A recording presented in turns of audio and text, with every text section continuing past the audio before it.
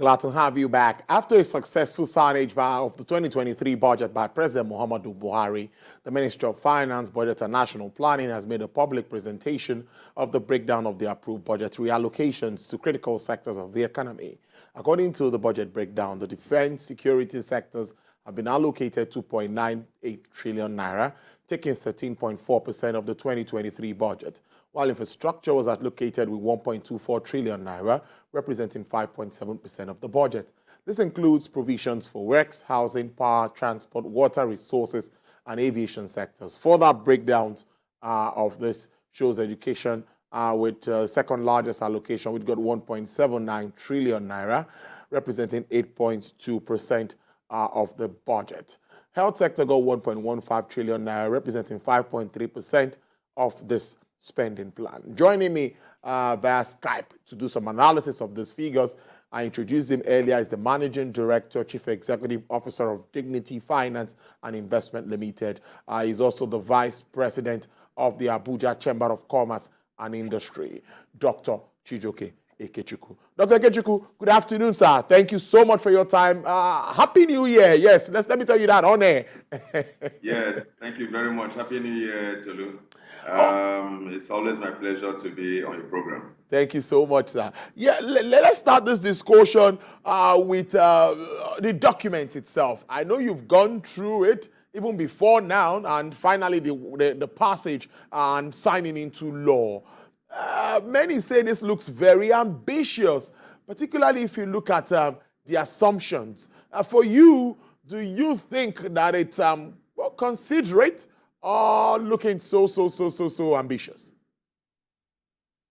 I agree, first of all, it is ambitious. I usually have a concern every year when the budget of the country is rolled out, and I imagine a country that has been having revenue issues, having to increase their budget every year. I liken it to an individual or a corporate body that does not have enough revenue around them, and then to increase their budget every year, then you ask yourself, how am I going to fund this budget? Many other developed countries that are having some economic issues have actually tuned down their expenditure in order for them to be able to cope with the demands of that particular year. But in our own case, it doesn't matter the kind of economic situation we have. The basic thing is that our budget must increase by a certain percentage, and that is just what we've been having. I also know that, yes, it is ambitious because to imagine that inflation rate has been placed at 17.16 as an assumption, when we already know where the inflation is right now, and then knowing again that we expect that at the time the fuel subsidy is removed at the middle of the year, we're going to be having high price of petroleum products, which will dovetail into increases of prices of goods and services. And when that happens, there is no way you have an inflation rate that is going down when every indicator is looking up to make sure that your cost of doing business is going to be up. So these are some of the things I see, and I just think that from beginning, it is looking like we are not intending to achieve this particular budget. And again, when you see all the monies given to various sectors, you just have an idea of whether we want to succeed as a country or not. Of course, defense has taken its own share, which is expected because of the level of insecurity in the country. But to tell you the least, I expect that 2023 is going to be a year for everybody to tighten his belt, considering the fact that the ordinary Nigerian on the street is going to have higher costs of living, and that is just what we expect to happen from the various indicators that we're seeing. A good point raised there, Dr. Ikechukwu. Defense and security obviously got the highest. I don't know if that was what you were expecting. Education is also there. Infrastructure. Looking at the sectoral allocations, what are your comments with regards to that? You know, distributions have been made according to what amount of money we have or we expect to spend. All sectors are very important, actually. If somebody else comes, you will see that the person may say education will get priority. Another person may say it may be health. Another person may say it may be power, which is actually a major bane in the wheel of development of Nigeria. But you know, the unfortunate thing again is that one government is doing a budget for another government that is going to come sometime soon. You know, that is just because the next government that is coming may have a different plan altogether. For example, assuming that this government says, okay, my emphasis is on defense, the next government may say, my emphasis is on education, on health, but the budget has been made and approved by one government for another that is going to take place sometime soon in May. So you see, maybe we needed to have adjusted something to ensure that a particular government, especially in a year that we're going to change government, the particular budget will end at a particular time just before the next government comes in. I don't know, because I don't know how a new government that has a different portfolio, different manifesto, will be running with the budget made by another government. You know, I think there is something wrong with that, and I don't know how it's going to work, especially for the first year of the new government that's going to come in. Now, removal of subsidy is what everyone is talking about now. Even my guest earlier, we talked about it, and I tried to make my position with regards to that. But you also mentioning that, do you think that that money that we expect to save from subsidy removal will be channeled to, of course, developmental projects that at least would impact Nigerians? Because that is the bone, or that has been the bone of contention here, trust between the people and government. Yes, you know, my concern is the impact it's going to have in the quality of life that an average Nigerian is going to live. My concern is what is going to keep back as a disposable income of an average Nigerian, and the cost of living, how it's going to create a very high cost of living. We have seen small alterations of prices of petroleum products in this country have led to high prices of virtually everything, including those things that don't depend on petroleum products. So having said this, you see that the government may now have a lot of money to get into certain projects, build infrastructure, improve on health system, probably put more money on defense, as the case may be. But an average Nigerian is going to be going home every day without money in his pocket, because the taxi driver is going to increase his cost. The man that is selling one thing or the other in the market is going to increase his cost. And so you see that the inflation that it's going to cost, the inflation rate is going to increase, which whatever infrastructure the government may have to channel that money into will not actually lessen the burden on the Nigerian, an average Nigerian on the street. And of course, the Nigerian on the street is you, is me, is every other person.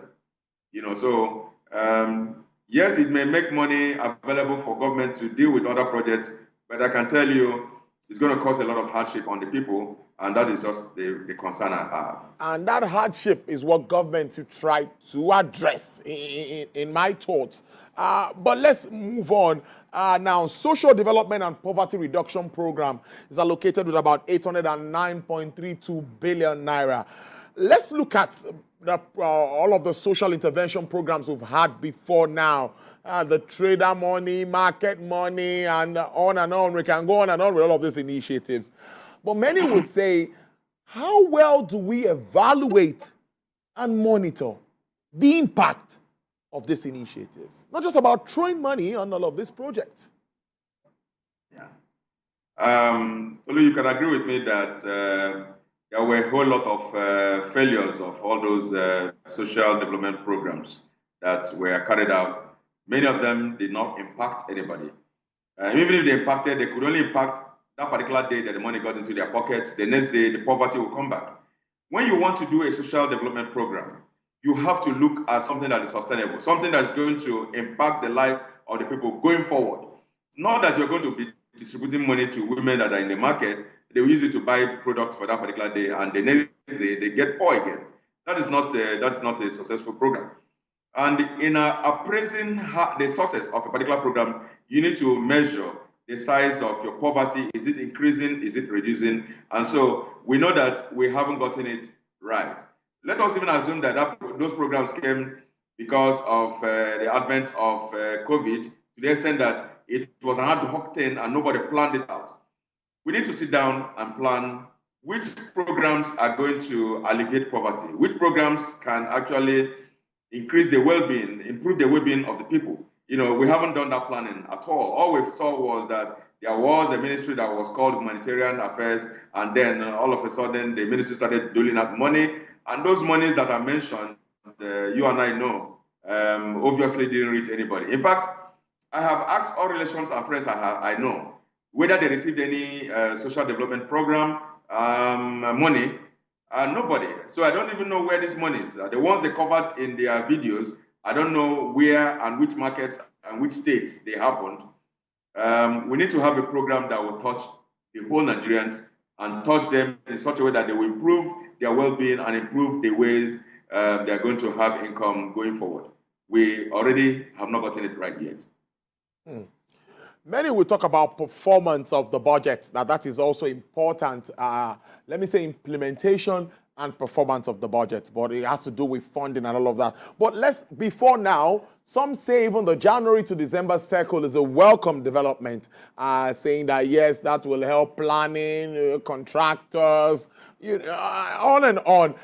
So looking at that cycle, would you say it has positively impacted implementation of Nigeria's budget cycle in recent times? First of all, we have to give kudos to this particular government and also kudos to the National Assembly that since the government came into play, we have had a good cycle. We have maintained the January to December cycle.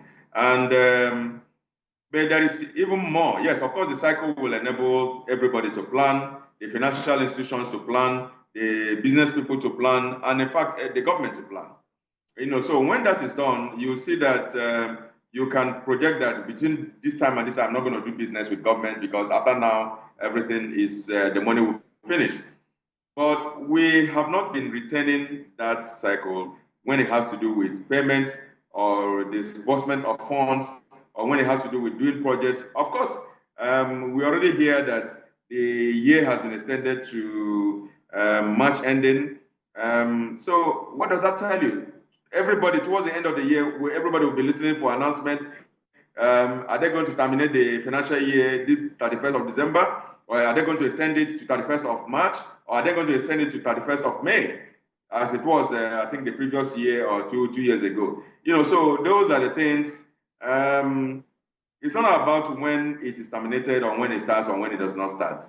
My concern, again, is the discipline, the fiscal responsibility of various ministries and parastatals, the fiscal responsibility of everybody that has something to do with the budget. How disciplined are we in making sure that the budget we call budget is actually the budget and must be executed to the letter? What extent of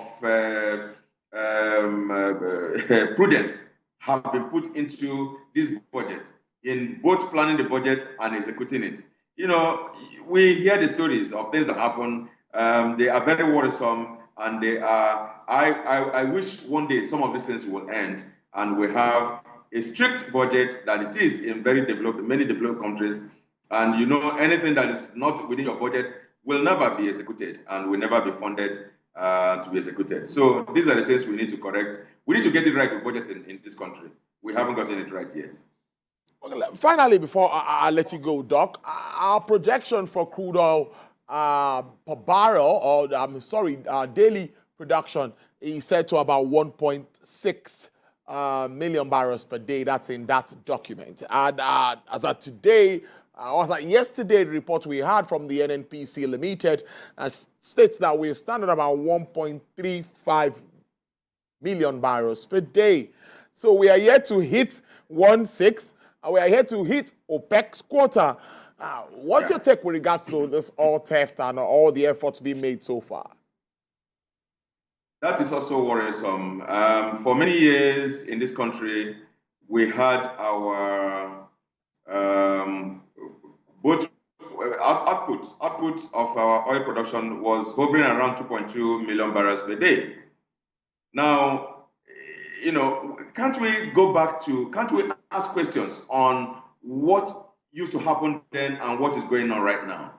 What are those things that are really, whereas we talk about the oil theft, we have made noise about oil theft. It's as if, we have found some people, and at the time we heard a ship was burnt.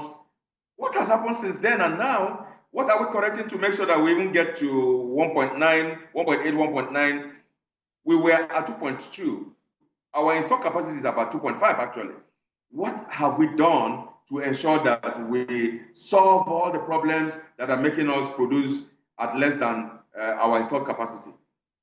I have not seen any effort, and it worries me. I don't know. Most of the things I see around the oil sector are so worrisome that we just announce and we just say, and of course that is why it is looking like 1.6 is becoming ambitious. Why should we be producing 1.3 as a matter of question? Why should we produce 1.3 when we used to, just the other day, we used to produce 2.2 million barrels?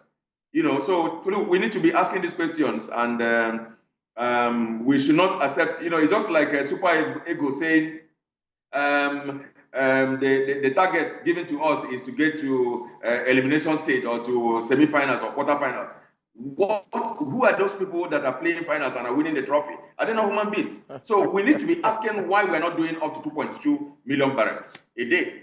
Not even whether we should get to our benchmark that has been stated at 1.6. So we need to, these are the things that are worrisome we need to work on. I must thank you so much, Dr. Chijioke Ikechukwu. It's always interesting having you on the show. And having you this new year is also a pleasure. Thank you so much for your contributions, for your support. We appreciate this. We're not taking it for granted at all. Thank you so much, Doctor. Thank you very much. Thank you.